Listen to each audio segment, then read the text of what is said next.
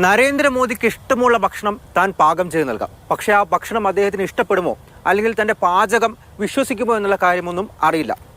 ബംഗാൾ മുഖ്യമന്ത്രി മമതാ ബാനർജിയുടെ ഒരു പ്രസംഗമാണിത്. ഈ പ്രസ്താവന ഇതിനോടകം തന്നെ വലിയ രീതിയിലുള്ള രാഷ്ട്രീയ ചർച്ചകളിലേക്ക് വഴിവെച്ചിരിക്കുന്നു.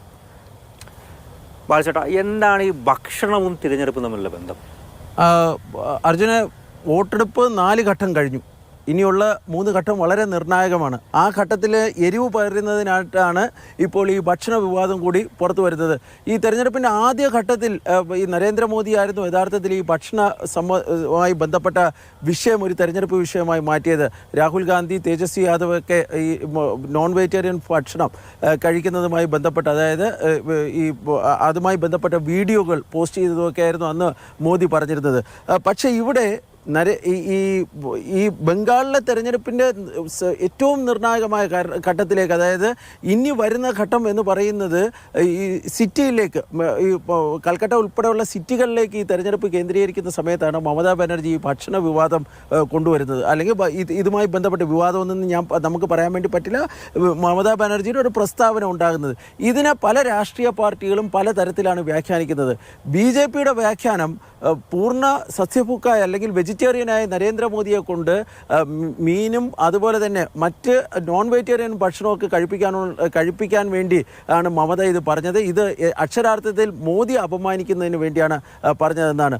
പക്ഷേ CPMൻ്റെ ഇതുമായി ബന്ധപ്പെട്ട പ്രസ്താവന ഇന്ന് അല്പം കൗതുകരമായി തോന്നി. CPM ഇതിൽ പറഞ്ഞിരിക്കുന്നത് ഈ ഭക്ഷണം കൊടുക്കുമെന്ന് മമതയുടെ പ്രസ്താവനയെ കളിയായി കാണേണ്ടതില്ല, അത് BJPയും തൃണമൂൽ കോൺഗ്രസ് തമ്മിലുള്ള അന്തർധാര വ്യക്തമാക്കുന്ന ഒരു പ്രസ്താവനയാണ് പുറത്തു വന്നിരിക്കുന്നത് എന്നാണ്. ഏതായാലും ബംഗാൾ രാഷ്ട്രീയത്തിൽ ഈ വിഷയം വരും ദിവസങ്ങളിൽ കൂടുതൽ ചർച്ചയാകുമെന്ന കാര്യത്തിൽ യാതൊരു തർക്കവുമില്ല.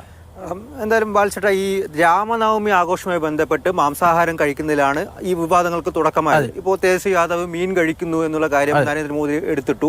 രാഹുൽ ഗാന്ധി മട്ടൺ വീഡിയോ അതിന് ബദലായിട്ട് തേജസ്വി യാദവ് പുറത്തുവിട്ടൊരു വീഡിയോ ഓറഞ്ച് കഴിക്കുന്നതാണ്. ഈ ഓറഞ്ച് കളറാണ് ഇത് കഴിക്കുന്നത്, ചിലർക്ക് ഇഷ്ടപ്പെടുമായിരിക്കും എന്നൊക്കെ പറഞ്ഞിട്ടാണ് പുള്ളി ആ വീഡിയോ എടുത്തിട്ടത്. ഇപ്പോൾ നരേന്ദ്രമോദിക്ക് ഈ വിവാദം അല്ലെങ്കിൽ ഈ ഒരു പ്രസ്താവന നടത്തുന്നതിലൂടെ ഒന്ന് വോട്ട് ധ്രുവീകരിക്കാൻ അദ്ദേഹത്തിന്റെ പക്ഷത്തേക്ക് ആക്കാൻ പറ്റും. അങ്ങനെ BJPക്ക് ഗുണമുണ്ടാകാം. പക്ഷെ അതേപോലെ തന്നെ നമ്മുടെ രാജ്യത്തിൻ്റെ ഒരു വൈവിധ്യമൊക്കെ എടുത്ത് നോക്കുന്ന സമയത്ത് ആർക്കും ഏത് ഭക്ഷണവും കഴിക്കാനുള്ള സ്വാതന്ത്ര്യം ഉണ്ട്. അത് മറ്റൊരു വസ്തുതയാണ്.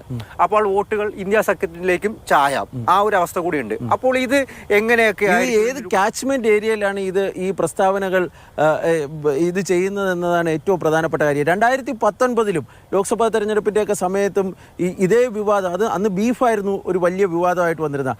അതിൽ ഒരു പ്രധാനപ്പെട്ട ഒരു കാര്യം, കേരളത്തിലൊരു ഭാഗത്ത് ഈ ബീഫ് അല്ലെങ്കിൽ ഈ അന്ന് ഈ മാംസാഹാരം ബീഫ് ഉണ്ടാക്കുന്നതിന് വേണ്ടി ഇതിന് ഒരു നാൽക്കാലിയെ കൊല്ലുന്ന ഈ ദൃശ്യം, ആ ദൃശ്യം പിന്നീട് ഏറ്റവും കൂടുതൽ കഴിഞ്ഞ തവണ ഉപയോഗിക്കപ്പെട്ടത് ഉത്തരേന്ത്യൻ സംസ്ഥാനങ്ങളിലായിരുന്നു.